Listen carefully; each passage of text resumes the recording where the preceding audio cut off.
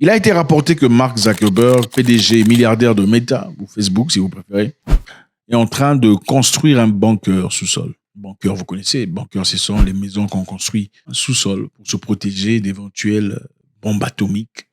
Ouais, c'est résistant, hein. C'est résistant, bombes atomiques. Il y a plusieurs autres choses. Le bunker de Mark Zuckerberg a été estimé à 200 millions de dollars. C'est pourquoi on se pose la question. Pourquoi Mark Zuckerberg est en train de construire un bunker? Est-ce qu'il y a un truc qu'on ne sait pas? Ils savent que nous ne savons pas. Je pense qu'il est important de s'inquiéter. Hein. Zuckerberg et son épouse Priscilla Chang construisent un gigantesque complexe connu sous le nom de Cloud Ranch sur ce terrain dont la construction coûtera probablement 200 millions de dollars. Wow. Les gens se demandent seulement pourquoi Zuckerberg est en train de construire un bunker privé. Est-ce que c'est contre l'apocalypse? Hawaï. Donc Zuckerberg a acheté un terrain à Hawaï. Beaucoup de choses qui sont passées à Hawaï récemment. Beaucoup de terres brûlées. Je ne sais pas si vous êtes informés. Hawaï, c'est une terre culturelle. Vous savez, Hawaï, d'abord, n'appartenait pas aux Amériques, aux États-Unis. Hawaï appartenait aux indigènes de Hawaï. Okay? Ils ne sont pas nécessairement américains. La réalité est que les Européens sont venus là-bas sans vouloir prêcher la parole. Regardez la carte des États-Unis, regardez la carte de Hawaï. Vous voyez la distance, une très grande distance. Les Européens sont partis pour prêcher la parole. Après avoir prêché, ils ont dit, bon, écoutez, comme nous prêchons ici, est-ce qu'on peut construire nos écoles pour nos enfants? Ce n'est pas grave, vous pouvez aussi venir, il n'y a pas de souci, on ne va pas se prendre la tête pour ça. Les gens de Hawaï ont dit, il n'y a pas de souci. Les enfants ont commencé à étudier ensemble, ils ont fait d'autres enfants. Donc, d'autres enfants sont nés là sur place à Hawaï. Les enfants, les Européens. À la fin, quand les Européens qui sont venus, ils sont devenus vieux, beaucoup sont tombés, ils sont partis. Les enfants ont dit, non, ici aussi, c'est notre pays. Nous aussi, on ne va pas partir.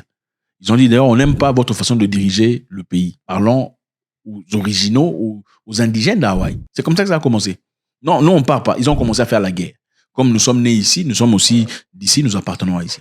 C'est comme ça mais ça, c'est entre parenthèses, on en parlera prochainement. Maintenant, on a brûlé les terres de beaucoup d'autochtones à Hawaï. Si vous regardez leur visage, ils ne sont pas européens, ils sont différents. On a brûlé les terres et beaucoup de maisons ont été brûlées, calcinées. Et curieusement, les maisons qui étaient calcinées étaient seulement les maisons des gens normaux. Beaucoup de riches ont beaucoup de terres là-bas, beaucoup d'appartements, beaucoup de villas et tout le bazar. Mais les maisons brûlées à Hawaï étaient seulement des maisons des gens normaux. Apparemment, on pourrait dire, bon, le feu pouvait faire la différence. Donc le feu, ça c'est la maison d'un pauvre, je brûle. Chut. Ça c'est la maison d'un riche, non, je passe à côté. C'était vraiment, vraiment bizarre. Juste après cet incendie, on a remarqué que beaucoup des riches ont commencé à acheter des terres dans le milieu où les maisons étaient brûlées. Vous voyez un peu, donc il y a un truc qui se passe. Bizarrement, la liste est exhaustive. C'est une liste de... Le monsieur dont on ne dit pas le nom, c'est lui le boss des ordinateurs. Lui, si vous dites son nom, on vous sanctionne. Il y a Mark Zuckerberg, on peut encore dire son nom à lui là. Richard Branson, parmi les personnes qui ont acheté des terrains en train de construire des bunkers. Quel est l'objectif? Un bunker équipé de système, système aération, de la nourriture, de l'eau potable, système de ressources d'énergie indépendantes. C'est-à-dire, ils n'ont même pas besoin de votre courant pour survivre. Ce sont des bunkers où tu peux y rester pendant des années sans difficulté. Quel est l'objectif? On se pose la question. Comment ça se fait que toutes ces personnes viennent ensemble? Ce sont des gens très puissants dans le monde, des milliardaires en dollars. Que savent-ils que la grande majorité du peuple ne sait pas? N'est-ce pas une question qu'il faut se poser? Vous savez, la plupart des gens qui se posent des questions, on leur appelle conspiration, machin, histoire, théorie de, je ne dirais pas le nom, hein, vous comprenez? D'accord. C'est vrai qu'il y a des gens qui sont complètement débiles au point de croire et d'accepter n'importe quoi. Je pense que c'est vraiment de la débilité. C'est stupide de croire à tout. Je crois qu'il est autant stupide de ne croire en rien. Celui qui croit en tout est absolument stupide.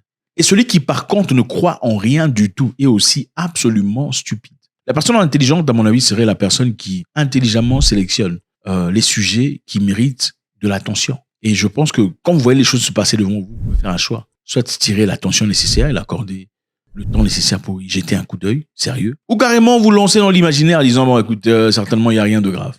Écoutez, nous avons tous suivi des films, je pense qu'il est important d'user de son cerveau pour comprendre. Des films où il y a eu des événements apocalyptiques qui ont poussé à plusieurs personnes à aller dans des bunkers pour survivre, n'est-ce pas? Est-ce l'une de ces actions qui est en train de se passer? Nous avons tous vu des films où il y a eu une guerre mondiale, par exemple, guerre atomique, bombe nucléaire usée, où les gens ont été forcés d'aller dans des bunkers pour aller survivre, où les gens étaient en train de manger de... Oui, on a vu tout ça. On a vu tout ça. Mais ce qui est intéressant, on peut dire que c'est un film, n'est-ce pas? Mais si vous regardez en arrière, avec ce qui s'est passé en 2019, n'avions-nous pas vu des films déjà en avant qui parlaient des événements comme ça? qu'un jour, il y aurait un machin là qui entrerait dans le corps des humains, et puis les gens seraient enfermés, tout ça. On a vu des films pareils, n'est-ce pas? Ok. Et pour ceux qui sont pas au courant, euh, à un moment donné, en France, par exemple, vous étiez obligé de présenter des documents, hein, certifiant que vous avez été machin pour aller manger. N'avions-nous pas vu des films pareils à l'époque avant l'arrivée de cet événement? Les films ont existé.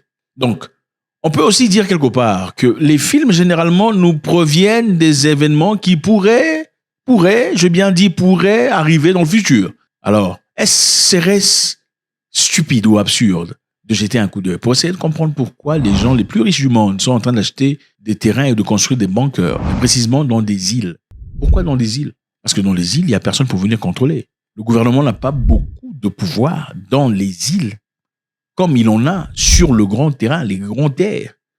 Évidemment, dans les îles, on s'approprie des terrains de la grande majorité. On devient propriétaire. Et aussi du sous-sol, pour beaucoup de cas, pour beaucoup de pays.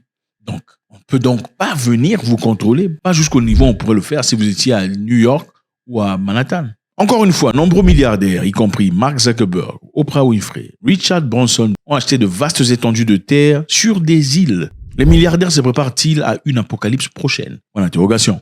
Certaines théories du complot, enfin, ces personnes-là, suggèrent qu'il y a quelque chose que les milliardaires savent, quelque chose de grave qui est susceptible de se produire en 2024. On parle de 2024 ici. Il y a une personne qui dit qu'en 2024, je ne sais pas si vous êtes au courant, que le système monétaire tel qu'on le connaît aujourd'hui va complètement s'écrouler. Il y a eu beaucoup de narratifs à cet égard. L'argent que vous avez en banque sera obsolète. Je ne sais pas si vous le savez, mais l'argent que vous avez en banque, c'est pas de l'argent. Hein. C'est pas des papiers qu'on garde là-bas. Si vous avez 5 000 $ en banque, il n'y a pas 5 000 $ de papier qui équivalent à votre 5 000 $ en banque. Ce ne sont que des chiffres sur ordinateur, sur votre téléphone. Vous savez ça? On peut effacer ça comme ça. Il n'y a plus rien. Okay. Donc, quand on vous envoie de l'argent, 1 000 $ ou 10 000 $, et que vous avez 15 000 $ en banque, soudain dans votre téléphone, c'est seulement des chiffres. Ce n'est pas de l'argent qui est entré. C'est seulement, on te donne un crédit de... Donc, la banque reconnaît ta dette de 15 000 $, de valeur de 15 000, c'est tout. Ce n'est pas les dollars. Les économistes ont compris. Bref, on nous a parlé d'une histoire selon laquelle, en 2024, il y aurait possibilité d'écrouler le système monétaire, enfin, de recommencer le système, je ne dirais pas ouais. C'est-à-dire, bon, on a trouvé que ce système monétaire, ce système d'échange est obsolète, d'après eux. Ils ont jugé, ce sont des gens riches, ce ne sont même pas des présidents de république. Ce sont des gens riches qui contrôlent vos présidents des républiques. C'est eux qui comptent. C'est eux qui ont les grands business, les grandes entreprises. Ils se réunissent d'ailleurs. C'est pas n'importe quoi. Je ne peux malheureusement pas dire leur nom, parce que quand vous dites le nom, vous êtes shadow ban. Shadow banning, c'est, contrairement aux censures, on ne bloque pas votre vidéo, mais on la ralentit complètement pour pas que les gens la voient. C'est ça. Donc, ces gens se réunissent chaque année pour discuter de l'avenir. Ils sont beaucoup plus puissants que vos présidents. Eux trouvent que le système monétaire tel qu'il est aujourd'hui ne devrait plus continuer. Il est temps de passer à quelque chose de nouveau. Maintenant, en passant à quelque chose de nouveau, c'est-à-dire que tout ce que vous avez en banque, au revoir. Maintenant, pendant cette transition, ça ne sera pas comme ça. On a dit qu'il y aurait probablement une crise, c'est-à-dire une attaque, entre parenthèses, cyber, qui fera écrouler tout le système bancaire. Est-ce qu'il y aura vraiment une attaque qui fera crouler, ou bien ce sera une attaque organisée de l'intérieur? Point d'interrogation. Pourquoi ces gens sont en train de construire des bunkers? Parce que quand ça va se passer, quand tu perdras tout ton argent, ton voisin aussi, son voisin aussi, qu'est-ce qui va se passer? Les gens vont commencer à se battre pour les ressources, n'est-ce pas? Les gens se battront pour les ressources qui restent. Les gens iront dans les boutiques sans nécessairement payer parce qu'il n'y a pas d'argent. Ils prendront les choses de force. Ça sera la loi du plus fort, n'est-ce pas? Celui qui a de la force prendra ce qu'il y a à prendre, prendra les bananes à manger, la viande. Celui qui n'a pas de force sera victime. Nous sommes en train de réfléchir. C'est exactement comme ce que l'on voit dans des films, n'est-ce pas? Ok.